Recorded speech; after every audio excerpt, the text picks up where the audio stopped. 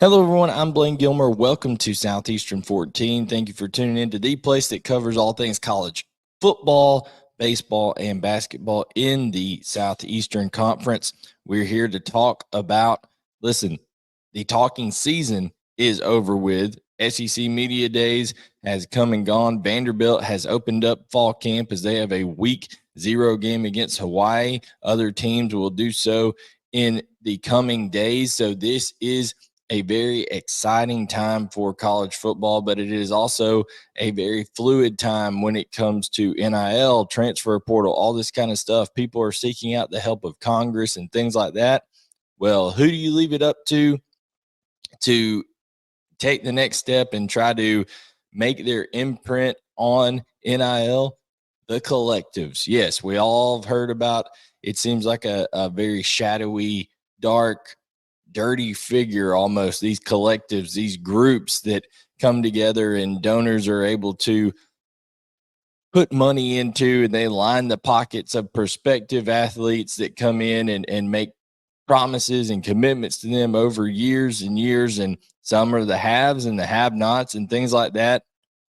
There was some news made a couple of weeks ago as 7 schools came together, not schools, but the collectives of those schools. And yes, there are preferred collectives for every school.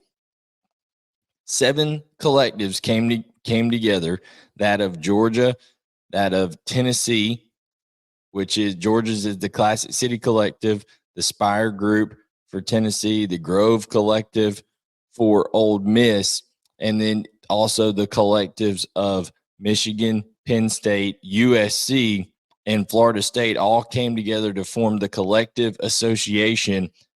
Basically, power and numbers coming together saying that they're going to go to places like Washington, D.C., which they did for a little while. Don't know how much they got there in terms of making headway with issues and stuff like that. Of course, there is the legislation being put forward right now by Joe Manchin and Tommy Tuberville, both a Democrat and a Republican senator, working together to try to fix this issue. Of course, Tommy Tuberville, a former college football head coach himself, so he has a little bit better understanding of these issues than most. But when it comes down to it, do we really have any confidence that Congress is going to be able to put through a pure bill with nothing attached to it, no clingers on of special interest groups, anything like that, that will be the savior, the fixer of all things NIL and transfer portal and stuff like that?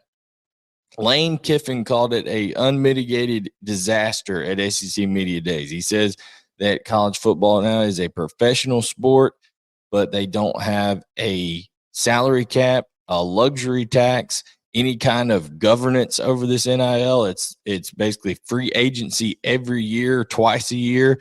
And he said, hey, that Ole Miss takes advantage of that. They benefit from that. But he still is just calling it what it is and said it is a disaster. So in order to fix that, the problem has been, hey, how do we comply with what the Supreme Court has said, that name, image, and likeness cannot be taken away from these players? They have the right to benefit and to profit off of their name, image, and likeness. So that is the law of the land. But the concern is trying to keep this fake, at this point, concept of amateurism in NCAA.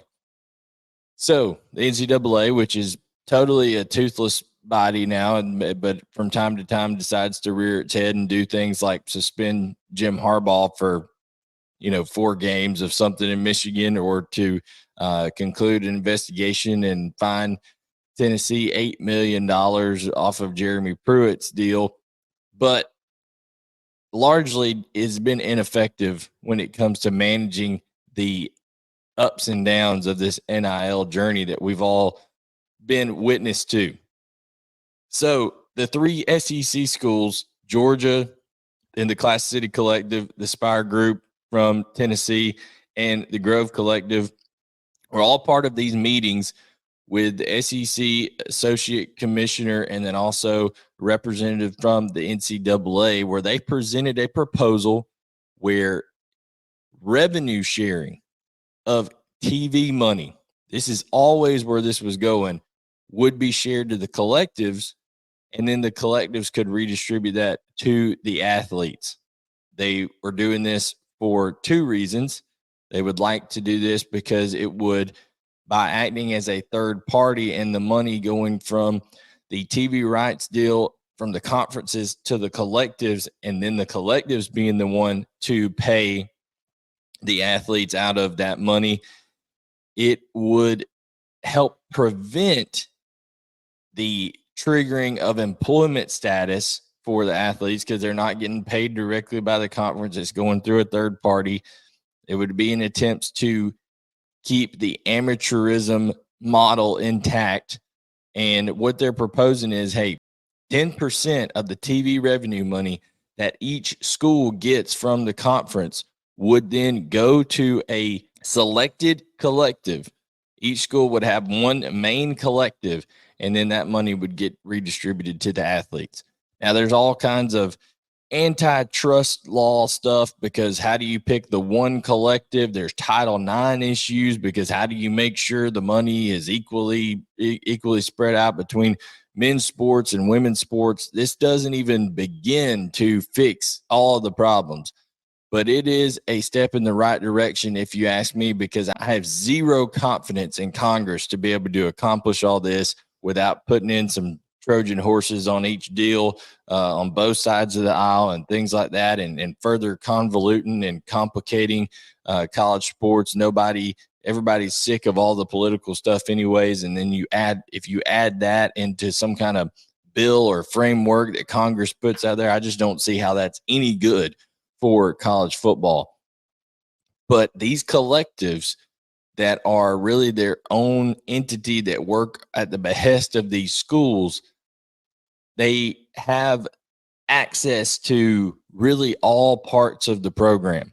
Okay. The prospective athletes, their representation, the big time donors, the coaches. So I think it's a great place to kind of start the conversation. And listen, TV sharing and revenue money was where this was always going. It is a NCAA, the whole part of this was that it's a billions of dollar industry when it comes to college football, where the TV revenue money is just through the roof. Numbers of $700, $800 million TV deals with these conferences, and the SEC getting $50 million each, these schools, their share from the revenue that they get off the TV deals. So 10% of that's $5 million each. That goes a long way towards sustaining the NIL model, because right now it's all donor driven in a lot of this place, and there's beginning to be a lot of donor fatigue. So what you're going to see is this thing kind of collapsing on itself, as there's the whole point of the economy is that scarcity drives the economy, right? There's only so many dollars out there, and people are going to be tired of continuing to give money, especially these large sums of money, in order to drive this NIL machine, especially if they're not getting a great return on their investment in terms of what they believe with these athletes and things like that.